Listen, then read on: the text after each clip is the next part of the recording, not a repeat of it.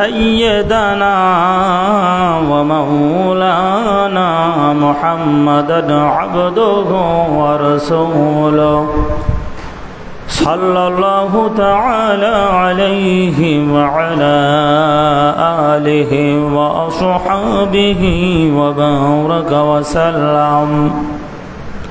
وبارك وسلم تسليما كثيرا الذي أرسله بالحق بشيرا ونذيرا وداعيا إلى الله بإذنه وسراجا منيرا أما بعد فأعوذ بالله من الشيطان الرجيم بسم الله الرحمن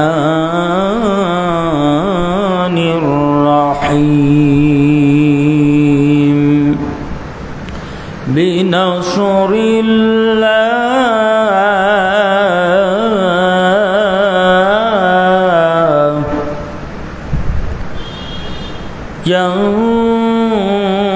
ينصر من يشاء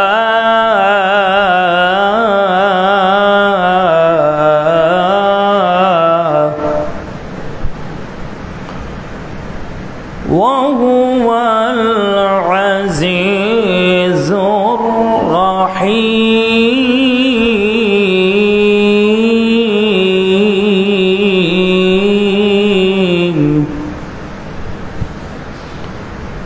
وعد الله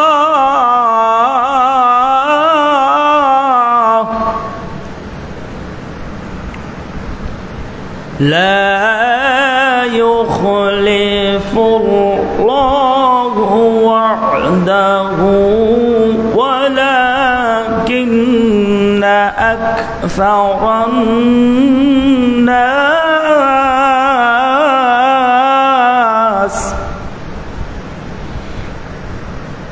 أكثر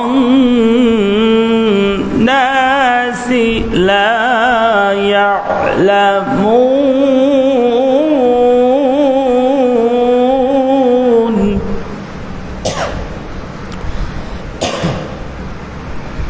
صدق الله العظيم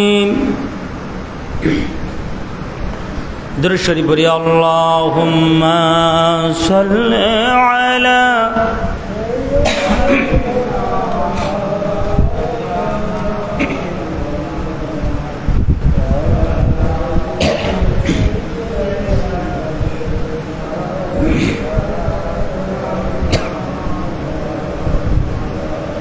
আরো জোরে اللهم صل على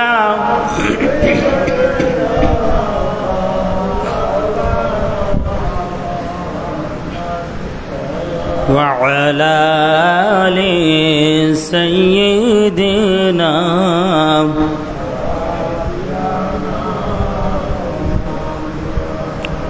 صلى الله عليه وسلم لا إله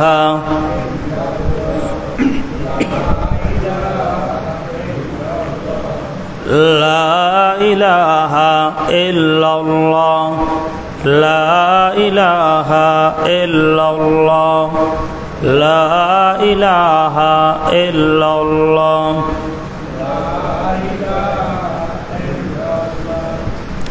لا إله إلا الله لا إله إلا الله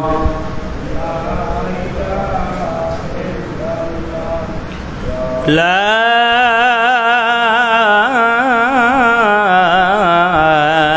إله إلا الله محمد رسول الله সাল্লাল্লাহু আলাইহি ওয়াসাল্লাম। মোর মন ছুটে যায় ওই মদিনার অলি গলিতে, অলি গলিতে।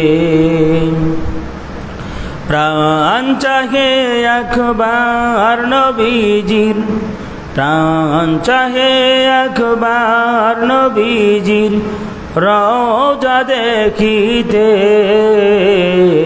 রওজা দেখিতে। নূর নবীজির পাক কদমে, নূর নবীজির পাক কদমে সালাম যে দিতে, সালাম যে দিতে। মোর মন ছুটে যায় ওই মদিনার অলি গলিতে, অলি গলিতে। ওরে ও মদিনাওয়ালা আমায় নিয়ে যাও মদিনা, ওরে ও মদিনাওয়ালা আমায় নিয়ে যাও মদিনা। রোজায়ে আতহার দেখিতে তোমায় সালাম যে দিতে, প্রাণ ভরিয়া তোমার শানে গজল গাহিতে, গজল গাহিতে। মন চাহে ওই রওজা পাকের, মন চাহে ওই রওজা পাকের গিলাফ চুমিতে, গিলাফ চুমিতে। নূর নবীজির পাক কদমে, নূর নবীজির পাক কদমে সালাম যে দিতে, সালাম যে দিতে। আলহামদুলিল্লাহ, মহান আল্লাহ পাকের দরবারে লাখ কোটি শুকরিয়া জানাই যে আল্লাহ রাব্বুল ইজ্জত ওয়াল জালাল সাইয়্যিদুল আইয়াম সপ্তাহের শ্রেষ্ঠতম দিনে তার পবিত্র ঘর মসজিদে অজু ইস্তেঞ্জা সেরে পবিত্রতা অর্জন করে আসার বসার যেই মহান আল্লাহ পাক তৌফিক দান করলেন, সেই মহান মনিবের আলিশান দরবারে কালিমাতুশ শুকর আদায় করছি। সকলে পড়ছি আলহামদুলিল্লাহ। দরুদ ও সালাম পেশ করছি আকাই নামদার তাজদারে মদিনা, বিশ্ব সভার সভাপতি, নবিকুল সম্রাট আপনার আমার নবীর প্রতি। সকলে একবার দরুদ শরীফ পড়ি সাল্লাল্লাহু আলাইহি ওয়াসাল্লাম। সম্মানিত হাজিরিন, আপনাদের সম্মুখে খুতবার প্রারম্ভে সূরাতুর রুম, পবিত্র কোরআনুল কারীমের 30তম সূরা। এই সূরার 5 এবং 6 নাম্বার আয়াতে কারিমা তেলাওয়াত করেছি। যদি সময় পাই আরও কয়েকটি আয়াতকে সামনে রেখে কিছু মূল্যবান কথা আমরা শোনার চেষ্টা করব, আলোচনা করার চেষ্টা করব ইনশাআল্লাহ। সম্মানিত হাজিরিন, সূরাতুর রুম, এই সূরার ভিতরে 60টি আয়াতে কারিমা রয়েছে, 6টি রুকু রয়েছে। এই সূরাটি আল্লাহ পাক আমাদের কাছে দিয়েছেন মক্কি সূরা হিসাবে। আসুন দেখি আল্লাহ পাক এই আয়াতগুলির ভিতরে আমাদের জন্য কি মেসেজ রেখেছেন, কি শিক্ষা রেখেছেন। আল্লাহ পাক যেন আমাদের আলোচনা শুনে শিক্ষা অর্জন করে সেগুলো মনে রেখে যেন আল্লাহ পাক আমল করার তৌফিক দান করেন। আমরা জোরে বলি আমিন। সকলে জবান ছেড়ে দিয়ে আমার সাথে পড়ুন, আউযু বিল্লাহি মিনাশ শাইতানির রাজীম। বিসমিল্লাহির রহমানির রহিম। বিনাসরিল্লাহ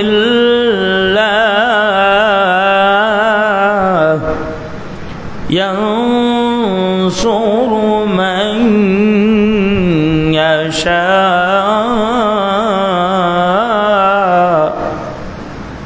ওয়া হুয়াল আজিজুর রাহিম। রহিম।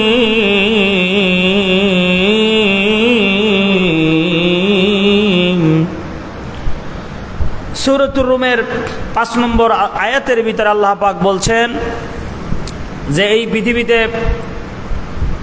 তোমরা বিপদ আপদের যখন সম্মুখীন হও, তোমাদের আপনজনেরা তোমাকে সাহায্য করার জন্য এগিয়ে আসে। মনে করেন যখন কারো বাড়িতে আগুন লেগে যায়, তখন পাড়া প্রতিবেশী ফায়ার সার্ভিস না আসলেও কমসে কম লোটা ঘটি বদনা বালতি দিয়ে নিবানোর চেষ্টা করে, সাহায্যের জন্য এগিয়ে আসে, দেখেনি যে আগুনটা নিবানো যায় কি না। তো এরকমের মানুষের যখনই যা বিপদে আসে, আপনার ছেলের অসুখ কিংবা মেয়ের ডেলিভারি কেস, পুত্রবধূর ডেলিভারি কেস, টাকার প্রয়োজন, অথবা গাছ থেকে পড়ে গেছে, অথবা কারো হাত কেটে গেছে, মারাত্মক একটা অ্যাক্সিডেন্ট হয়েছে, তখন আত্মীয় স্বজনেরা সাহায্য করার জন্য এগিয়ে আসে। হোক সেটা টাকা পয়সা দেওয়া, হোক সেটা কথার মাধ্যমে, চেষ্টার মাধ্যমে, বিভিন্নভাবে মানুষেরা মানুষকে সাহায্য করার জন্য এগিয়ে আসে। তো আল্লাহ পাক বলেছেন প্রকৃত সাহায্য হচ্ছে আমি আল্লাহ পাকের পক্ষ থেকে। সুবহানাল্লাহ বলেন। আল্লাহ পাক যদি প্রকৃতপক্ষে সাহায্য না করেন, তাহলে দুনিয়ার মানুষেরা যতই এগিয়ে আসুক না কেন সম্ভব হবে না। আল্লাহ পাক বলছেন সেটা যুদ্ধক্ষেত্রে হোক আর অ্যাক্সিডেন্টের ক্ষেত্রে হোক, বন্যা বাদল কিংবা প্রাকৃতিক দুর্যোগ হোক, সাহায্য মূলত আমি আল্লাহ পাকের পক্ষ থেকেই। যেমন হিজরতের রজনীতে আল্লাহ রাসূলের যিনি সাথে ছিলেন, সাহায্যকারী হিসেবে যিনি ছিলেন, সঙ্গী হিসেবে যিনি ছিলেন, তিনি হচ্ছেন হযরত আবু বকর সিদ্দিক রাদিয়াল্লাহু তাআলা আনহু। কিন্তু দেখা গেছে যে সেই আবু বকর সিদ্দিক রাদিয়াল্লাহু তাআলা আনহুকে নিয়েও গুহার মধ্যে পলায়ন করতে বাধ্য হয়েছিলেন। আল্লাহ পাক কি করেছিলেন? কবুতর পাঠিয়েছিলেন, মাকড়সার মাধ্যমে জাল বুনন করে দিয়েছিলেন। কাফেরের এসে দেখছে যে না, এখানে তো কোনো লোক ঢোকা সম্ভব না। তো দেখেন, সঙ্গে সাথী হিসাবে, সাহায্যকারী হিসাবে তিনি আবু বকরকে সাথে নিয়েছিলেন, কিন্তু সেই আবু বকর রাদিয়াল্লাহু তাআলা আনহু কিন্তু নবীকে সেভ করতে পারেন নাই। প্রকৃত সাহায্য আল্লাহ পাকের পক্ষ থেকেই এসে থাকে। আল্লাহ পাক বলেছেন বিনাসরিল্লাহ, ও দুনিয়ার মানুষ, প্রকৃত সাহায্য আমি আল্লাহ পাকের পক্ষ থেকে। তো সুতরাং সাহায্য চাইতে হবে একজনের কাছে, তিনি কে? আল্লাহ পাকের কাছে। আল্লাহ রাব্বুল আলামিন এর পরক্ষণে আল্লাহ পাক আরো স্পষ্ট করে দেন, প্রথম শব্দটার তাফসীর সামনে করে দেন। আল্লাহ রাব্বুল আলামিন বলেন ইয়ানসুরু মিমান ইয়াশা। আল্লাহু আকবার।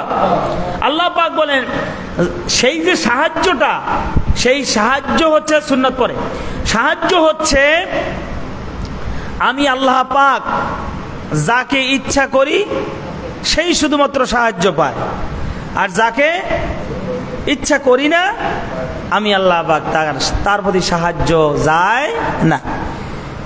মুসা আলাইহিস সালামকে ফিরআউন দাওয়া করলো, কিসের জন্য? আদর করার জন্য? কথা বলে না।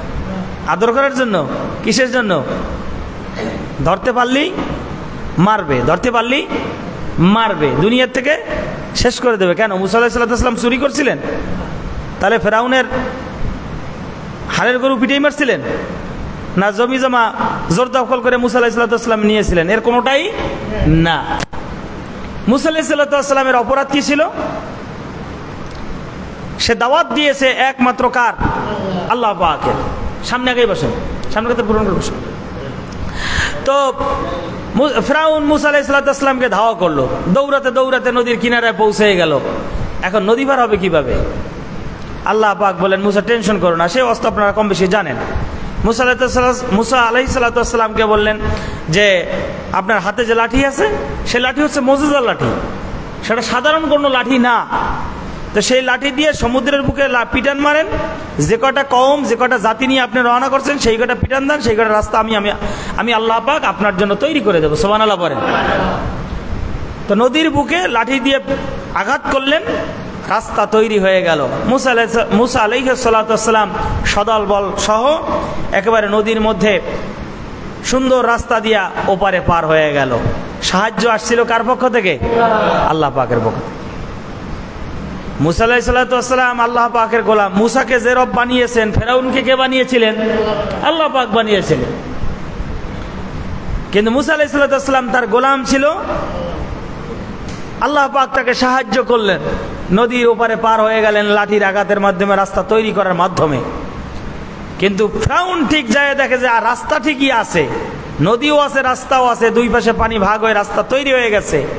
সেও রওনা করছে, মনে করছে পার হয়ে যেতে পারবে। তা আল্লাহ পাক বলেন যে না, এটা তো সম্ভব না, কারণ ইয়ানসুরু মাইয়াশা, আমি আল্লাহ পাকের ইচ্ছা হয়েছে মুসাকে সাহায্য করব। আর একই রাস্তা একই নদী, ও আমার সৃষ্টি, ও আমাকে মানে নেয়, ওর প্রতি আমি আল্লাহ পাকের সাহায্য যাবে না। ও যখন নদীর ঠিক মাঝ বরাবর গেল, একেবারে সিরিয়ালের লাস্টের লোকটাও যখন নদীর মধ্যে, আল্লাহ পাক পানিকে হুকুম করলেন চাপ দাও। চাপ দিল, ফিরআউনের সদলবল সহ সমুদ্রের মধ্যে নিমজ্জিত হয়ে গেল, দুনিয়ার থেকে বিদায় হয়ে গেল। আল্লাহ পাক বলেন ইয়ানসুরু মাইয়াশা, সুবহানাল্লাহ পড়বেন না? বন্যা চলতেছে, একই বন্যা একই রাস্তা একই রুট দিয়া বন্যায় কবলিত লোকজন চলে যাচ্ছে। কেউ সাইক্লোন সেন্টারে পৌঁছে গেছে, আর কেউ পানির স্রোতে ভেসে গেছে, মৃত্যু হয়ে গেছে লাশ, পরে 2 দিন পরে পানির মধ্যে ফুলে উঠেছে। আল্লাহ পাক যাকে সাহায্য করার দরকার তাকে সাহায্য করার মাধ্যমে হায়াতকে বৃদ্ধি করে সাইক্লোন সেন্টারে পৌঁছে দিয়েছেন, আর যার প্রতি আল্লাহ পাকের সাহায্য যায় নাই সে পানিতে ডুবে মরে গেছে, হায়াত ওখানে শেষ আল্লাহ পাকের পক্ষ থেকে। এই যতই যা চিল্লাপাল্লা যাই হোক না হোক আর নাই হোক, মূল হচ্ছে যদি অন্তরে ভয় না ঢোকে, যদি আল্লাহ পাকের পক্ষ থেকে হেদায়েত না আসে, কোনোদিন আমি আল্লাহওয়ালাও হতে পারবো না। মানুষ তো বুঝে না, মানুষ মনে করে যেন আল্লাহ দ্রোহী হলেই পরে মনে অনেক এগিয়ে যাওয়া যাবে না। আপনারা ইদানিংকালে শুনেছেন এ নিয়ে চিল্লাপাল্লা তো আমরা কম বেশি হুজুরেরাও করেছি, জেনারেল যারা তারাও আপনারা ইউটিউব ফেসবুক ইন্টারনেটের মাধ্যমে দেখতেছেন।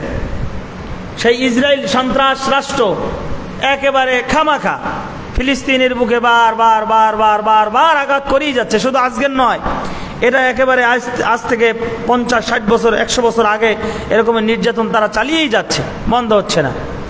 একেবারে টাটকা খবর, 2 দিন আগে সে দেশে দাবানল শুরু হয়ে গেছে। একেবারে ভালো ভালো মিডিয়া নিউজ করতেছে, শুনছেন? দাবানল মাইলকে মাইল পড়তেছে। এর আগে আমেরিকায় শুনছেন না, একেবারে লস অ্যাঞ্জেলেস, তারপরে ক্যালিফোর্নিয়ায় দাবানলেকে বিঘায় বিঘায় হাজার হাজার বিঘা পুরো একেবারে সারকার হয়ে গেছে। এরপরে আমেরিকা কিছু হলে দমন পড়ছে। এই গত 2 দিন আগে আবার ইসরায়েলে দাবানল শুরু হয়েছে। তো আল্লাহ পাক যদি এই দাবানল না থামান, যত উন্নত রাষ্ট্র হোক, যত ফায়ার সার্ভিস হোক, আর যাই যা হোক না কেন, কোনো উন্নত রাষ্ট্রে কাজ হবে না। তা এর আগে যখন আমেরিকায় দাবানল শুরু হলো, সেই দেশই যেহেতু পারে নাই, তো ইসরায়েলও সেখানে তারা আমেরিকার মতো নিবাতে সক্ষম হবে না। সব কিছু আল্লাহ পাকের পক্ষ থেকে হয়ে থাকে। আল্লাহ পাক বলেন, বান্দারে ঈমান মজবুত করো, ঈমান মজবুত করো, ঈমান মজবুত করো। ইদা আরাদা শাইয়ান আইয়াকুলা লাহু কুন ফায়াকুন। আমি আল্লাহ পাক হচ্ছি কুন ফায়াকুনের মালিক। আমি আল্লাহ পাকের তো বেশি কিছু লাগে না, আমি আল্লাহ পাকের ফেরেশতা নিযুক্তও করা লাগে না। আমি আল্লাহ পাক শুধুমাত্র বলে দিই হয়ে যাও, হয়ে যাও, হয়ে যাও, হয়ে যায়। সুবহানাল্লাহ বলে। এই মালিকের কুদরতি পায়ে আমরা সেজদা দেই, সেই আল্লাহ পাকের বান্দা আমরা। সুতরাং আমাদের কোনো ভয় নাই, আমাদের কোনো চিন্তা নাই। যে আল্লাহ পাক মুসা আলাইহিস সালামকে সাহায্য করলেন, সেই আল্লাহ পাক আজও আছেন তো? মনে হয় নাই, আছেন তো? আছে। তো সেই আল্লাহ পাকের সাহায্য হইতে হইলে মুসার মতো ইমানদার হতে হবে। সেই আল্লাহ পাকের সাহায্য পাইতে হলে হযরত ইব্রাহিম আলাইহিস সালামের মতো ইমানদার হতে হবে। সেই সাহায্য পাইতে হলে আপনাকে আমাকে হযরত আইয়ুব আলাইহিস সালামের মতো ইমানদারের সেই ইমানের মতো ইমান আনতে হবে। তাহলে আল্লাহ পাক বলেন ইয়ানসুরু মাই ইয়াশা, আমি আল্লাহ পাক যাকে ইচ্ছা তাকে সাহায্য করব। সেই সাহায্য পাইতে হলে ইমান লাগবে। আল্লাহ পাক বলেন ওহুয়াল আজিজুর রহিম, আমি আল্লাহ পাক হচ্ছি পরাক্রমশালী, পরাক্রমশালী। আমি আল্লাহ পাক যা করি এটাকে দমাই দেওয়ার মতো ক্ষমতা কারো নাই। কারো আছে? কারো ক্ষমতা নাই। এটাই হচ্ছে পরাক্রমশালী। নিজের পরিচয় আল্লাহ পাক নিজে দিচ্ছেন। ও গোলাম, তুমি আমার পায়ে কেন সেজদা দিবে না? আমি আল্লাহ পাকের পায়ে কেন সেজদা দিবে না? আমি আল্লাহ পাককে রব হিসাবে কেন মানবে না? কারণ আমি আল্লাহ পাক যা করতে পারি তা পৃথিবীর কেউ করতে পারে না। আল আজিজ, পরাক্রমশালী। আমি যদি এখন একটা কাজ শুরু করি, আমার চাইতে যারা ক্ষমতাবান আছে আমার কাজটা থামিয়ে দিতে পারে কি পারে না? পারে। আবার যে থামিয়ে দিবে তার চাইতে বড় নেতা আছে না? আছে। তো আল্লাহ পাক বলেন আমি হচ্ছি এমন, আমাকে রুখে দেওয়ার মতো কোনো শক্তি পৃথিবীর কারো নাই। তো সুতরাং আমি আল্লাহ পাক হচ্ছে আজিজ, আর আমি আল্লাহ পাক নিজের পরিচয় নিজে দিয়েছি আজিজ। তো সুতরাং আমি আল্লাহ পাক যাকে সাহায্য করব সেই সাহায্য করাটাও কাউকে ফিরাতে পারবে না। আর হচ্ছে রহিম, আমি আল্লাহ পাকের দয়ার কোনো শেষ নাই। আমি আল্লাহ পাকের দয়ার কোনো শেষ নাই। তোমরা কি দেখো না মরলগঞ্জে হিন্দুরা নামাজ নাই, কালাম নাই, আল্লাহকে মানে না, রসুলকে মানে না, পরকাল বলতে কিছু বিশ্বাস করে না। ওরা যায় সোনার দোকানদার। ওরা কিসের দোকানদার? সোনার দোকানদার। আর নামাজ পড়েন, কালাম পড়েন, রোজা রাখেন, ভালো চলার চেষ্টা করেন। আপনি রাস্তার পাশে বসে তরকারি বিক্রি করেন, জোরে বলেন সুবহানাল্লাহ। সুবহানাল্লাহ তো পড়বেন, কারণ হলো আপনি মনে করতেছেন যে ওরা সোনার দোকানে এসি ফিট করে সুন্দর করে একেবারে চতুর্পাশে সোনা। কথা বলে না, চতুর্পাশে সোনা আছে না, সামনে আছে, ডানে আছে, বামে আছে। সোনার দোকানদার একেবারে এসি সাইডে সুন্দর করে সকালবেলা সকাল 8টার সময় যাবেন, দেখবেন নদীতে পানগুছি নদীতে গোসল করে লোটার মধ্যে পানি একটা নিয়ে সুন্দর করে একেবারে সাবান টাবান মাইকা, পারফিউম টারফিউম মাইকা সোনার দোকানদারের ভিতরে, সোনার দোকান খুলে সে দোকানদারি করতেছে, মাস শেষে লাখ লাখ টাকা ইনকাম করতেছে। আর আপনি নামাজ পড়েন, রোজা রাখেন, হজ করেন, যাকাত দেন, ভালো হয়ে চলার চেষ্টা করেন, কেউ গালি দিলে সহ্য করে চলে আসছেন যে না আমি আল্লাহ পাকের গোলাম, আমি ঝগড়া করবো না, তর্ক করবো না। অথচ আপনি রাস্তার পাশে বসে তরকারি বিক্রি করেন। ও সামনে একেবারে পাক্কা ইমানদার, ওই রাস্তার পাশে বসে সারাদিন ধুলোবালি খায়, আর ওই লুঙ্গি গামছা, এরপরে ওই যে মুজা, ছোট বাচ্চাদের পোশাক আশাক এইগুলো বিক্রি করে। এগুলো ইমানদার। এগুলো কি কথা বলেন? এই কি ইমানদার? আর বেঈমান চতুর্পাশে সোনা, আর রুমের ভিতরে এসি, গ্লাস দিয়ে আটকানো, কোনো ধুলোবালিও গায়ে যায় না। আল্লাহ রসুল বলেন বিভ্রান্ত হও না। বিভ্রান্ত কেন হবে? বিভ্রান্ত কেন হবে? আর দুনিয়া সিজনুল মুমিন, মুমিনের জন্য হলো দুনিয়াটা জেলখানা, আর অজান্নাতুল কাফের, কাফেরের জন্য হচ্ছে এই দুনিয়াটা বেহেশতখানা। হোটেল শেরাটনে কেউ এখানে গিয়েছেন কিংবা ওখানে নাস্তা করছেন এমন কেউ আছেন? হোটেল শেরাটন এই রকমের যে একটা নামি দামি হোটেল আছে আমরা অনেকে জানিই না। আর ওখানে যাই তো যাদের টাকা আছে, যাদের টাকা পয়সা আছে, যাদের বিলাসবহুল গাড়ি বেরি আছে, এরা যায়। এরা প্রকৃত পর্যায়ে ইমানদারও না। দেখা গেছে অসংখ্য অগণিত বেঈমানেরা ওখানে যায়। আপনি আমি কয়টা রাষ্ট্র করেছি, আর টাকাওয়ালার যাই দেখেন প্রতি মাসে বিদেশ সফর করে। আল্লাহ পাক বলেন ওদের জন্য এই দুনিয়াটাই জান্নাতখানা করে দেওয়া হয়েছে, তাও সীমিত আকারে। কিন্তু মুমিনের জন্য জেলখানা। জেলখানায় চাইলেই সব কিছু পারা যায় না। হ্যাঁ, থাকাও লাগে না। তো সুতরাং আপনি আমি এই দুনিয়ায় বেশি দিন থাকবো না। কাফেরেরা দুনিয়ার থেকে যেতে চায় না। আর মুমিন বলে আমার মৃত্যু আসলে সমস্যা কি? মুমিন বলে মৃত্যু আসলে সমস্যা কি? সেজন্যই তো কাফের সামনে বুক পেতে দেয়, এগিয়ে যায়, মরণ হয় হোক, সমস্যা কি, আমি মরলেই জান্নাতে যাবো। সুবহানাল্লাহ বলেন। আর যারা শুধু মরণকে ভয় পেয়ে পিছপা হয়ে যায়, বুঝতে হবে যে ইমানে সমস্যা আছে। কিসের সমস্যা আছে? ইমানে সমস্যা। আল্লাহ রাব্বুল আলামিন বলেন গোলাম রে, আমার নাম নেয় না, আমার রাসূলুল্লাহর আদর্শ বাস্তবায়ন করে না, এমনকি সুযোগ পাইলে আমার ইমানদারদের উপরে আঘাতের পরে আঘাত করে, আমার ইমানদারদেরকে গালি দেয়, ইমানদারদেরকে জেলখানায় আটকানোর জন্য কলমের খোঁচা দিয়া বিভিন্নভাবে ষড়যন্ত্রের জাল বনে। আল্লাহ রাব্বুল আলামিন বলেন গোলাম রে, এটা কেন করে জানো? আমি আল্লাহ পাক সুযোগ দিয়েছি, সামান্য সময়ের জন্য সুযোগ দিয়েছি। আর আমি আল্লাহ পাক হলাম রহিম, আমি আল্লাহ পাক তোমাদের প্রতি দয়া করতেছি। কিন্তু দয়ার মাত্রা যখন শেষ হয়ে যাবে তখন ওরা ধরা হয়ে যাবে, আর আমার ইমানদারেরা মুক্তি পেয়ে যাবে। জোরে বলুন সুবহানাল্লাহ। আল্লাহ রাব্বুল আলামিন দুনিয়ার গোলামেরা, ওয়াদাল্লাহি, আমি আল্লাহ পাক যা ওয়াদা করেছি সব বাস্তবায়িত হবে। কে করবেন? জোরে বলেন কে করবেন? তার মানে হলো কোরআনুল কারীমের মধ্যে জান্নাতের বর্ণনা সত্য, জাহান্নামের বর্ণনা সত্য। আল্লাহ পাক জাহান্নামের ভিতরে কত আযাব আর গজব দিবেন আল্লাহ পাক বলেন সবগুলি সত্য। জান্নাতের ভিতরে কত নাজ নেয়ামত আমি আল্লাহ পাক রেখে দিয়েছি, সবগুলো সত্য, কোনো একটাও এদিক সেদিক হবে না। আল্লাহু আকবার। আল্লাহ রাব্বুল আলামিন বললেন ইউখলিফুল্লাহু ওয়া'দাহু, দুনিয়ার গোলামেরা আমি আল্লাহ রাব্বুল আলামিন যা ওয়াদা করেছি সমস্ত ওয়াদা প্রতিপালিত হবে, সমস্ত ওয়াদা বাস্তবায়িত হবে। ডানে বামে এতটুকু নড়চড় হবে না যে আমি আল্লাহ পাক বলেছি কিন্তু প্রতিপালিত হবে না, পালন করা হবে না, বিষয়টা এমন না। আমি আল্লাহ পাক যা বলেছি সব বাস্তবায়িত হবে। সুবহানাল্লাহ।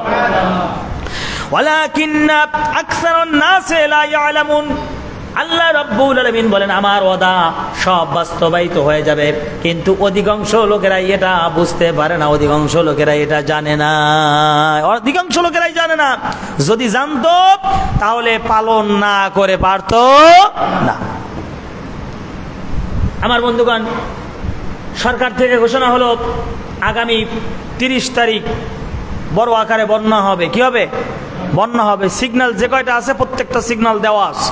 কত তারিখ বন্যা হবে? কথা বলে না। কত তারিখ? যে বিশ্বাস করে নিয়েছে যে আসলেই বড় আকারে প্রলয়ঙ্কারী বন্যা হবে, যেমন হবে পানি তেমন হবে বাতাস, তেমন হবে পানির স্রোত, ও কি বাড়িতে বসে থাকবে না একদিন আগে গিয়ে সাইক্লোন সেন্টারে সিরিয়াল দেবে? কারণ কি করেছে? বিশ্বাস করেছে। আর আরেকজনে বলতেছে ওই ইউনূস সরকারের আবহাওয়া বার্তাবিদরা কি বলছে, হয় কি হয় না, কত দেখলাম, কত পানি আইলো আর গেল। বিশ্বাসে সমস্যা আছে যেন সাইক্লোন সেন্টারে যায় নাই। আরেকজনের বিশ্বাস আছে একদিন আগে গিয়ে সাইক্লোন সেন্টারে উঠে গেছে। ঠিক বিশ্বাসের মাত্রা যার যেমন তার কাজের গতিও তেমন, তার কাজের গতিও তেমন। আল্লাহ পাক বলেন আমি যা বলছি তা সত্য। তো সুতরাং জাহান্নামকে জাহান্নাম হিসাবে জানো আর জান্নাতকে জান্নাত হিসাবে জানো। আর যখনই মানুষের এগুলি জানবে তখন আল্লাহ পাকের গোলাম হয়ে যেতে বাধ্য থাকবে। আল্লাহ রাব্বুল আলামিন বলেন দুনিয়ার মানুষেরা يعلمون ظاهرا من الحياة الدنيا وهم عن الآخرة هم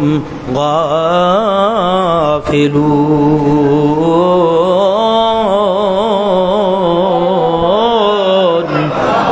আল্লাহ রাব্বুল আলামিন বলেন ওরে মানুষ তোমরা তো দুনিয়ার শুধুমাত্র বাহ্যিক দিকটাই দেখো। তোমরা তো দেখো মানুষেরা খাচ্ছে, যাচ্ছে, ঘুমাচ্ছে, বুক টান টান করে দুনিয়ায় চলছে। তোমরা তো শুধুমাত্র বাহ্যিক দিকটাই দেখো কিন্তু তোমরা দুনিয়ার অভ্যন্তরীণ জগতে যা কিছু ঘটে তোমরা তো তা কিছু অনেক কিছুই জানো না। যেমন ধরেন আটলান্টিক মহাসাগর, প্রশান্ত মহাসাগর, ভারত মহাসাগর, এই যে সাগরগুলির তলদেশে কত কি প্রতিনিয়ত ঘটে যাচ্ছে আপনি আমি কিছুই কিন্তু জানি না। ঠিক কিনা বলেন? অনেক কিছুই কিন্তু জানি না। এরপরে আপনার বাবাকে, আপনার মাকে, আপনার আত্মীয় স্বজন, পাড়া প্রতিবেশীকে কবরের নিচে শোয়াই দিয়ে আসছেন। আম বাগানের কোনায়, বাঁশ বাগানের কোনায়, পুকুরের কোনায়, বাঁশঝাড়ের কোনায় সুন্দর করে কবর দিয়ে আসলেন। ওই আপনার আমার চোখের সামনে ওই কবরের মধ্যে কি ঘটতেছে আপনি আমি কিন্তু জানি না। জানি? আল্লাহ পাক বলেন যে শুধুমাত্র বাহ্যিক দিকটা চিন্তা করলেই হবে না, এছাড়াও অভ্যন্তরীণ অনেক জিনিস আছে, অনেক জিনিস আছে। অমানুষ তোমাকে যেই কবরস্থানে দেওয়া হচ্ছে ওই কবর থেকে তুমি আবার উঠবে। কথা কার? ওই কবর থেকে উঠবে। মায়ের পেট একটা কবর। কবরে জানালা আছে? দরজা আছে? যতই ক্ষমতাধর হোক যে এর একটা জানালা লাগাই দিয়ে ওখান থেকে একটু আলো বাতাস খাবে, আনে লাশটা পচবে না, আলো বাতাস পেয়ে মোটামুটি কিছুদিন হলেও ভালো থাকবে। কি এরকমের কি কবরে দরওয়াজা জানালা করে দেওয়া হয় নাকি? মায়ের পেট ওটা তো মায়ের যতটুকু জায়গা করে দেওয়া হয়েছে, দরজা নাই, জানালা নাই, মায়ের নার্ভের সাথে যোগসূত্র করে সন্তানটা ওখানে বেঁচে থাকে। সুবহানাল্লাহ বলেন। একটা কবর থেকে আমরা দুনিয়ার মুখ দেখলাম, দুনিয়ার মুখ কিছুদিনের জন্য দেখলাম, এরপর আবার একটা নির্দিষ্ট কবরে ঢুকবো। আল্লাহ পাক বলেন ওখান থেকে আবার তুলবো। সুবহানাল্লাহ পড়েন। ও মানুষ, শুধুমাত্র দুনিয়ার দিকটাই তোমরা নিয়ে পড়ে দেখো না, বাহ্যিক দিক ছাড়াও অভ্যন্তরীণ অনেক বিষয় ঘটতেছে, তুমি কি দেখো না? বাহ্যিক দিক নিয়েও যদি তুমি চিন্তা ভাবনা করো, তাহলেও তো তোমার আমি আল্লাহ পাকের গোলাম না হয়ে কোনো উপায় থাকবে না। এক সময় যেই দাঁতগুলি দিয়ে চিবিয়ে চিবিয়ে সুন্দর করে খাদ্য খাবারগুলি খাও, মূলত মায়ের পেট থেকে কিন্তু এই দাঁতগুলি তুমি নিয়ে আসো নাই, ঠিক কিনা বলেন? সেগুলো তো চলে গেছে, নতুন করে আবার গজালো। ও মানুষ, তোমার মাথায় যেই চুলগুলি দেখো, যেই দাড়িগুলি দেখো, এরপরে গায়ের মধ্যে যেই পশমগুলি দেখো, এক সময় পেকে একেবারে সাদা হয়ে যায়, দাঁতগুলি নড়বড়ে হয়ে যায়, কানের শ্রবণ শক্তি কমে যায়। ও মানুষ, তুমি কি বোঝো না যে এগুলি স্বাভাবিকভাবে পরিবর্তন হয় না, হুকুম কাজ করে একজন, আর তিনি কে? আল্লাহ রাব্বুল আলামিন বলেন অহুম আনিল আখিরাতি হুম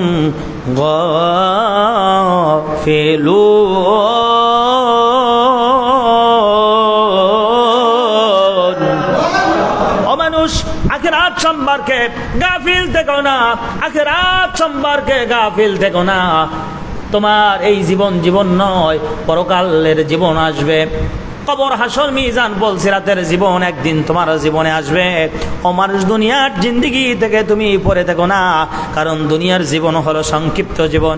আপনার দাদা, তার বাবা কত আগে দুনিয়া থেকে চলে গেছেন, তারা আজ কবর জগতে আছেন, তাদের রাজনীতি বন্ধ হয়ে গেছে, তাদের ধন সম্পদের মোহ দুনিয়া থেকে বিদায় হয়ে গেছে, তাদের সংসার চালানোর চিন্তা দুনিয়া থেকে চলে গেছে, প্রতিষ্ঠান চালানোর দুনিয়া থেকে চলে গেছে, সমস্ত চিন্তা দুনিয়া থেকে চলে গেছে। অথচ তারা কবর জগতে বছরের পর বছর, শতাব্দীর পরে শতাব্দী ওই কবর জগতে আছে। আপনি আমিও এরকমের কবরের বাসিন্দা হয়ে যাব। রাজনীতি চলে যাবে, সংসারের চিন্তা চলে যাবে, ছেলেমেয়ের চিন্তা দুনিয়া থেকে চলে যাবে, বছরের পর বছর আপনি আমি ওই কবর জগতে থাকবো। আবার কবর থেকে হাসরের ময়দানে উঠবো। হাসরের ময়দান শেষ হয়ে যাওয়ার পর ওই পুলসিরাতের কিনারায় আপনাকে আমাকে দাঁড়াতে হবে। আল্লাহ রাব্বুল আলামিন বলেন ছোট্ট জিন্দেগিতে তুমি দুনিয়া নিয়ে ব্যস্ত হয়ে পড়ো না রে গোলাম। অহুম আনিল আখিরাতি হুম গাফিলুন। খবরদার এ বান্দা, পরকাল সম্পর্কে তুমি গাফেল হয়ে যাও না, পরকালকে বলে যাও না, পরকালকে মাথায় রেখে রেখে বান্দা তুমি জীবন পরিচালনা করো। আল্লাহু আকবার।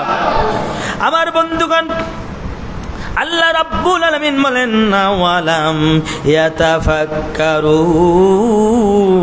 ফি আনফুসিহিম। আল্লাহু আকবার বলেন। আল্লাহ রাব্বুল আলামিন বলেন ও দুনিয়ার মানুষেরা, তোমরা কি নিজেদের অন্তর সম্পর্কে তোমরা নিজেদের অন্তরে ভাবিয়া দেখো না? তোমরা কি নিজেদের কাছে নিজেরা প্রশ্ন করো না? মা খালাকাল্লাহুস সামাওয়াতি ওয়াল আরদ, ওই যে আসমান দেখো, ওই আসমান আর যেই জমিনে ঘুরে বেড়াও, ওই আসমান আর জমিন কে তৈরি করেছে? জোরে বলেন কে? আল্লাহ পাক প্রশ্ন করতেছেন মা খালাকাল্লাহুস সামাওয়াতি ওয়াল আরদ। ও মানুষ, একটু জিগাও, আমি আল্লাহ পাককে যে ভুলে উল্টো পাল্টা দৌড় দাও, ঝাঁপ দাও, অমুক করো, লাফ মারো, ঝাঁপ মারো, যা কিছু করো, তোমার মনে নিজেকে একটু প্রশ্ন করো যে আসমান কে তৈরি করলেন, জমিন তৈরি করলেন, আসমানের কোনো খুঁটি আছে? কথা বলেন, খুঁটি আছে? কোনো খুঁটি ছাড়া আল্লাহ পাক আসমানটাকে একেবারে শামিয়ানার মতো ঝুলিয়ে রাখলেন। আল্লাহ পাক বলেন একটু প্রশ্ন করুক ওরা। আল্লাহ রাব্বুল আলামিন বলেন দুনিয়ার মানুষ, তোমরা নিজেরা নিজেদের অন্তরে ভাবিয়া দেখো না কেন ওই আসমান আর জমিন কে তৈরি করেছেন? আসমান জমিনের মাঝে যা কিছু আছে, আমা বাইনাহুমা ইল্লা বিল হাক্কে, এই আসমান আর জমিনের মধ্যবর্তী জায়গায় যথাযথ কায়দায় আল্লাহ পাক সব কিছু সৃষ্টি করেছেন। সুবহানাল্লাহ বলেন। ওয়া ইন্না কাসীরাম মিনান নাসি বিলিকাই রাব্বিহিম লাকাফিরুন।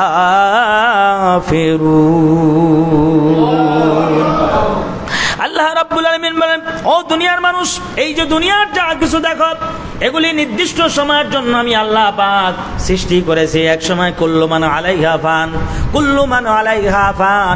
ওই যে পাহাড়গুলি দেখো, পাহাড়গুলি তুলার মতো উঠতে থাকবে। ওই যে নদী নালা, গাছপালা, তরুলতা, যা কিছু দেখো সব কিছু ধ্বংসলীলায় পরিণত করবেন একজন, তিনি কে? আল্লাহ রাব্বুল আলামিন বলেন, ও দুনিয়ার মানুষ, وَإِنَّ كَثِيرًا مِنَ النَّاسِ بِلِقَاءِ رَبِّهِمْ لَكَافِرُونَ। এই যে আমার আসমান দেখো, জমিন দেখো, তোমরা তো একদল মানুষেরা এগুলি স্বীকার করে নিয়েছো, কিন্তু আর একদল মানুষেরা আছে এইগুলি কিছুই বিশ্বাস করে না। বিশ্বাস করে আমার বন্ধুগণ, যারা বিশ্বাস করে না তাদের পরিণতি খুব খারাপ হয়েছে। আবু জাহেল, উতবা, সাইবা, ওলীদ ইবনে মুগীরা, ফিরাউন, নমরুদ, হামান, সাদ্দাত, এরা আল্লাহ পাকের সৃষ্টি মেনে নেয় নাই। ধ্বংস হয়েছে কি হয় নাই? জোরে বলেন, হয়েছে কি হয় নাই? হয়েছে। আল্লাহ রাব্বুল আলামিন বলেন, যারা স্বীকার করবে না আমি আল্লাহ রাব্বুল আলামিনের প্রতি, যারা ঈমান আনবে না আমি আল্লাহ পাকের গোলাম যারা হবে না, তাদের পরিণতি আমি আল্লাহ রাব্বুল আলামিন কত ভয়ঙ্কর করে দিয়েছি।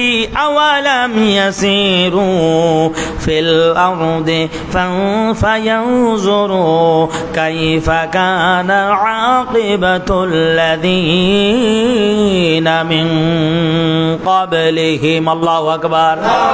ও মানুষ, সবর করো, সবর করো, ভ্রমণ করো, ভ্রমণ করো, একটু ঘোরো, ঘুরে ঘুরে দেখো সাদ্দাতের কবর কোথায় আছে, ফিরাউনের কবর কোথায় আছে, আবু জাহেল, উতবা, সাইবার কবর কোথায় আছে, একটু খোঁজে খোঁজে দেখো। কেউ তাদের কবরের কিনারায় আজ আর দাঁড়ায় না, কেউ আর কবরের কিনারায় দাঁড়ায় না। এরশাদ শিকদার এত পাওয়ারফুল নেতা, আমি এর আগেও আলোচনায় বলেছি, এত পাওয়ারফুল নেতা, আঙুলের ইশারায় লাশ পড়ে যেত, কিন্তু আজ কবরের বাসিন্দা হয়ে গিয়েছে। কিন্তু ওই এরশাদ শিকদারের কবরের কিনারায় আজ আর কেউ দাঁড়ায় না। কথা বলে না ঠিক কিনা? আমার বন্ধুগণ, কেউ আর তার আঙুলের ইশারা খুঁজতে চায় না, তার ইশারায় কেউ আর লাশ, কেউ আর তার হুকুমে কেউ লাশ ফেলে দেয় না, আর দিবেও না। কথা বলেন ঠিক কিনা? আমার বন্ধুগণ, আল্লাহ রাব্বুল আলামিন বলেন, তোমরা একটু জমিনটা ঘোরো, জমিন ঘুরে ঘুরে দেখো আমি আল্লাহ রাব্বুল আলামিন পূর্বে যারা আমি আল্লাহ পাকের হুকুমকে অমান্য করেছে, আমি আল্লাহ রাব্বুল আলামিনের হুকুমকে যারা বৃদ্ধাঙ্গুলি দেখিয়েছে, তাদের পরিণতি আমি আল্লাহ পাক কি করে দিয়েছি। ওদের দেখো, ঘোরো, ঘুরে ঘুরে দেখে দেখে ওখান থেকে শিক্ষা নাও, ওখান থেকে শিক্ষা নাও। পৃথিবীতে যারা স্বৈরাচারী হয়েছে, যারা জালিম হয়েছে, যারা মিথ্যুক হয়েছে, যারা কোরআনের সঙ্গে গাদ্দারি করেছে, যারা কোরআনের প্রতি বৃদ্ধাঙ্গুলি দেখিয়েছে, রাসূলুল্লাহর সুন্নাতকে যারা কটাক্ষ করেছে, একটু তাদের দিকে তাকাও, তাদের কবরের কিনারায় গিয়ে একটু দাঁড়াও, তাদের অবস্থা সম্পর্কে পড়ো, জানো, ঘুরে দেখো তাদের অবস্থা আমি আল্লাহ পাক কতটা করুণ করেছি। আল্লাহু আকবার। শিক্ষা নাও, কি নাও? শিক্ষা নাও।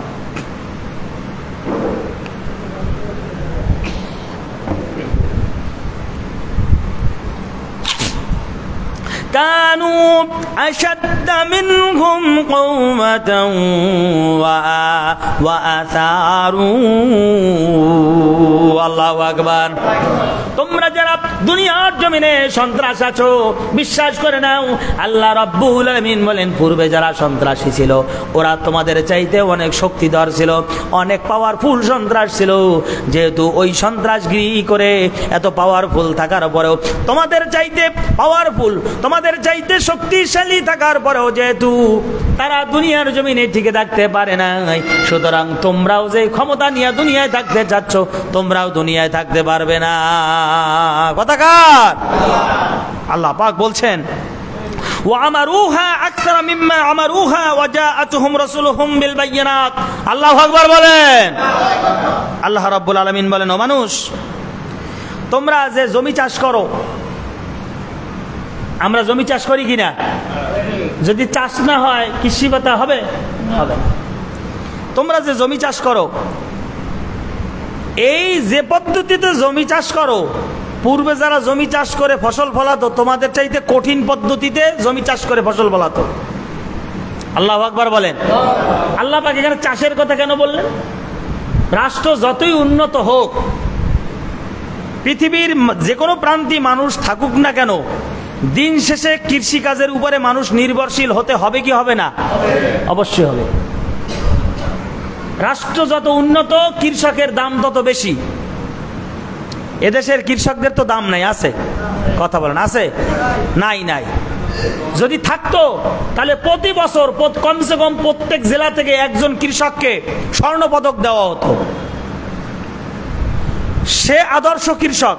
আদর্শ কৃষক হিসাবে আমরা যে বিশ্ববিদ্যালয়ে পড়ে আসছি না, ওই বিশ্ববিদ্যালয়ে সবচাইতে যে বেশি নাম্বার পায়, একটা সাবজেক্টের উপরে 80 জন করে ছাত্র পড়াশোনা করে। এই 80 জন ছাত্রের উপরে এরকমের সাবজেক্ট আছে মনে করেন 40টা। এই একটা বিশ্ববিদ্যালয় 40টা সাবজেক্ট আছে। এই সাবজেক্টের ভিতরে যে সাবজেক্টে সবচাইতে বেশি নাম্বার পায়, A+ পায়, বিশ্ববিদ্যালয় কর্তৃপক্ষ তাকে ডেকে স্বর্ণের মেডেল পড়ায়। কি পড়ায়? কেন পড়ায়? যে কেউ যেটা পারে নাই, তুমি সেটা পেরেছো, সেই জন্য সরকার ডেকে, বিশ্ববিদ্যালয় কর্তৃপক্ষ তাকে ডেকে রাষ্ট্রপতির মাধ্যমে তাকে স্বর্ণপদক পরানো হয়। ঠিক যদি এদেশে কৃষকদের দাম থাকতো, তাহলে আদর্শ কৃষক যিনি, তাকেও রাষ্ট্রের পক্ষ থেকে স্বর্ণপদক পরানো হতো। কৃষি অফিসাররা দেয়, কৃষককে আর দেয় না। ওই যে সিনেমা যারা বানায় না, এই সিনেমা যেটা সবচেয়ে ভালো হয়, কথা বোঝে না, সিনেমা যেটা সবচাইতে যেটা ভালো হয় সেটাকে পদক দেওয়া হয়, 21 পদক। কি পদক? 21 পদক। সব ডিপার্টমেন্টে আছে, কিন্তু কৃষকদের উপর পর্যায়ে দেওয়া হয়, নিচের পর্যায়ে আসে না, কারণ কৃষকদের ওরকমের মূল্যায়ন রাষ্ট্রীয় পর্যায়ে করা হয় না। আমার বন্ধুগণ, কৃষকের মূল্যায়ন যদি না করা হয়, এই দেশের সবচাইতে যিনি বড় অফিসার, ধরলাম রাষ্ট্রপতি মনে করেন, রাষ্ট্রপতিও দিন শেষে ডাল ভাত খাওয়া লাগে কি লাগে না? শাক সবজি খাওয়া লাগে কি লাগে না? কৃষক যদি না ফলায়, এই যে একটা মোবাইল আমি যদি জীবনও ব্যবহার না করি, আমি কি মরবো? কথা বলে না, মনে হয় মরে যাবো, এরকমটা ভাব দেখাচ্ছেন, মরবো। কিন্তু আমি যদি 3 দিন 5 দিন 10 দিন না খেয়ে থাকি, আপন ইচ্ছা দুর্বল হয়ে পড়বো। ঠিক কিনা বলেন? সম্মানিত হাজিরিন, তো সম্মাননা নাই বিদায় কৃষকদের ওইভাবে ডাকাও হয় না, স্বর্ণপদক দেওয়াও হয় না, কিন্তু দেওয়া উচিত, দেওয়া উচিত। আমার বন্ধুগণ, আল্লাহ পাক এখানে কৃষিকাজের কথা কেন বললেন? কারণ রাষ্ট্র যতই উন্নত হোক না কেন, যতই অত্যাধুনিক যন্ত্র অস্ত্র শস্ত্র ব্যবহার করুক না কেন, দিন শেষে তাকে খেতেই হবে। আল্লাহ পাক বলেন, ও মানুষ, বর্তমানে তোমরা যারা কৃষিকাজ করতেছো, এই কৃষিকাজের চাইতে পূর্বের জমানায় যারা কৃষিকাজ করতো কিংবা শস্যাদি ফসল ফলাতো, তোমাদের চাইতে অনেক কষ্ট করা লাগতো। তো সুতরাং ওই যুগে সবকিছু কষ্ট ছিল, তারপরেও যখন তারা খোদাদ্রোহিতায় লিপ্ত হয়েছে, আমি আল্লাহ পাক শেষ করে দিয়েছি। আল্লাহু আকবার বলেন। এমনকি অজাতুহুম রাসূলুহুম বিল বায়িনাত, ওই যুগে রসুলরা সরাসরি মুজিজা দেখাইছে। আল্লাহ রাসূল সাল্লাল্লাহু আলাইহি ওয়াসাল্লাম মুজিজা স্বরূপ চন্দ্রের দিকে তাকিয়ে শাহাদাত আঙ্গুল ইশারা করেছেন, সঙ্গে সঙ্গে চন্দ্র দ্বিখণ্ডিত হয়ে গেছে। আল্লাহু আকবার। কাফের এসে বলেছে, রসুল আপনি যে রসুল, এটা কি করে বুঝি? আল্লাহ রসুল বললেন, কি করলে তুমি বুঝতে পারবে যে আসলেই আমি রসুল? বললেন যে, ইয়া রাসূলুল্লাহ, ওই যে একটা গাছ দেখা যায়, ওই গাছটা যদি আপনার কাছে এসে আপনাকে সালাম দিতে পারে, তাহলে আমি বুঝতে পারবো আপনি নবী, আপনার উপরে ঈমান আনবো। আল্লাহু আকবার। আল্লাহ রসুল বললেন যে, আমার বলা লাগবে না, তুমি গিয়ে বলো, গাছের কাছে গিয়ে বলো যে আমি রসুল, তাকে সালাম জানাইছি। কাফের ওখানে চলে গেছে, গিয়ে বলতেছে যে আল্লাহ রসুল তোমাকে সালাম জানিয়েছেন। গাছ ডানে বামে সামনে পিছনে একেবারে গোড়া নিজের থেকে নড়াচড়া করে একেবারে রসুলের দিকে হাঁটা শুরু করছে। আল্লাহ রসুলের কাছে আসছে, সালাম দিছে। সালাম দেওয়ার পরে আল্লাহ রসুল ইশারা করেছেন, আবার গাছ তার যথাস্থানে পৌঁছে গিয়ে স্বস্থানে স্থাপিত হয়ে গেছে। সুবহানাল্লাহ বলেন। কাফের এই ঘটনা দেখেছে, দেখার সাথে সাথে কালেমা পড়েছে, লা ইলাহা ইল্লাল্লাহ মুহাম্মাদুর রাসূলুল্লাহ সাল্লাল্লাহু আলাইহি ওয়াসাল্লাম। এভাবে মুজিজা তারা সরাসরি দেখেছে। এমনকি আল্লাহ পাক বলেছেন, অজাআতুহুম রাসূলুহুম বিল বায়িনাত, ওই যুগে রসুলরা সুস্পষ্ট নিদর্শন নিয়ে তাদের কাছে উপস্থিত হয়েছে, এরপরেও ওরা ঈমান আনে নাই। আল্লাহ পাক বলেন, এই জন্যই ওদের অবস্থা করুণ করে দিয়েছি। মানুষ যখন কাফেরদের প্রতি আযাব গজব নেমে আসবে, তখন মনে হবে যেন আল্লাহ পাকের পক্ষ থেকে তাদের প্রতি জুলুম করা হচ্ছে। আল্লাহ পাক বলেন না, ফামা কানাল্লাহু লিয়াজলিমাহুম, তাদের প্রতি আমি আল্লাহ পাক কোনো জুলুম করব, জোরে বলেন জুলুম করব না। যখন আল্লাহওয়ালাদের প্রতি হামলা করা হয়, আঘাতের পরে আঘাত করা হয়, তখন আর কেউ এটা দেখে না। কিন্তু হুজুরেরা যখন কিলঘুষি 2-4টা মারে, কয় দেখছো হুজুরের অন্তরে কোনো দয়া নাই। হুজুরের অন্তরে কি নাই? দয়া নাই, কোনো মায়া নাই। কেন? এর আগে যে হুজুরকে কিলাইছো, সে সময় তোমার এই বক্তব্য কোথায় ছিল? ঠিক কাফেরদের প্রতি আল্লাহ পাক যখন জাহান্নামের আযাব গজব চাপিয়ে দেবেন, আল্লাহ পাক যখন পাকড়াও করবেন, দেখেন না অনেক জালিম, অনেক অত্যাচারী মরার আগে অবস্থা খুব করুণ হয়ে যায়। মরার আগে খুব অবস্থা করুণ হয়ে যায়, আল্লাহ পাককে গালি দেয়, আল্লাহ পাকের সঙ্গে গাদ্দারি করে। শেষ বয়সে দেখা যায় চেহারার দিকে তাকানো যায় না, একেবারে কঙ্কাল হয়ে যায়। আর মানুষেরা বলতে থাকে, দেখো আল্লাহর মনে এখনো দয়া মায়া নাই। ঠিক এই কথা পরকালে উঠবে। কাফেরদের যখন জাহান্নামের ভিতরে ফেলবেন, কাফেররা চিৎকার করতে থাকবে, তখন অন্য সবাই বলবে মনে আল্লাহ পাক জুলুম করতেছেন। আল্লাহ পাক বলেন যে না, আমি আল্লাহ পাকের জুলুম তাদের প্রতি করতেছি না। আমি আল্লাহ পাক পবিত্র কোরআনুল কারীমের ভিতরে সব জানিয়ে দিয়েছিলাম, ফামা কানাল্লাহু লিয়াজলিমাহুম, ও মানুষ আমি আল্লাহ পাকের পক্ষ থেকে কোনো ধরনের জুলুম করা হবে না। ওয়ালাকিন কানু আনফুসাহুম ইয়াজলিমুন, বরং নিজেরাই নিজেদের প্রতি জুলুম করতেছে। কারা? কাফেরেরা। কারা? কাফেরেরা। আপনি আমি নামাজ রোজা করি কার জন্য? জোরে বলেন, আরো জোরে বলেন, কার জন্য? আল্লাহ বলেন তুমি তোমার জন্যই করো। নামাজ পড়লে জাহান্নাম থেকে বাঁচবে, এই লাভ তোমার। আর যদি পাপ করো, ওমান আসাহা ফালাইহা, পাপ করলে বসো, পাপ করলে সেই পাপের কর্মফল তোমার প্রতি বর্তাবে, তুমি জ্বলবে, তুমি পুড়বে। আল্লাহু আকবার বলেন। তাই সুতরাং তুমি যদি পাপ করে ফেলো, তুমি নিজের প্রতি নিজে জুলুম করলে, নিজের প্রতি নিজে জুলুম করলে। তো সুতরাং নিজেকে নিজে জুলুম থেকে বাঁচাও। ওই যে আমাদের আবুল বাশার হযরত আদম আলাইহিস সালাম কি দোয়া করেছিলেন? রব্বানা যালামনা আনফুসানা, ও আল্লাহ আমি আমার নিজের সাথে নিজে জুলুম করেছি, তার মানে পাপী হয়ে গেছি, গুনাহগার হয়ে গেছি। তো সুতরাং সম্মানিত হাজিরিন, নিজের ক্ষতি নিজে যেন ডেকে না আনি। আল্লাহ পাক যেন আপনাকে আমাকে গুনাহ থেকে পরিত্রাণ দান করেন। আল্লাহ আর যা গুনাহ করে ফেলেছি আল্লাহ পাক যেন মাফ করে দেন। আমরা জোরে বলি আমিন, আর জোরে বলি আমিন। ওয়া আখিরু দাওয়ানা আলহামদুলিল্লাহি রাব্বিল আলামিন। আসসালামু আলাইকুম ওয়া রাহমাতুল্লাহি ওয়া বারাকাতুহু। যারা সুন্নাত পড়তে পারেন নাই তারা শুধুমাত্র 4 রাকাত ক্বাবলাল জুমা আদায় করেন।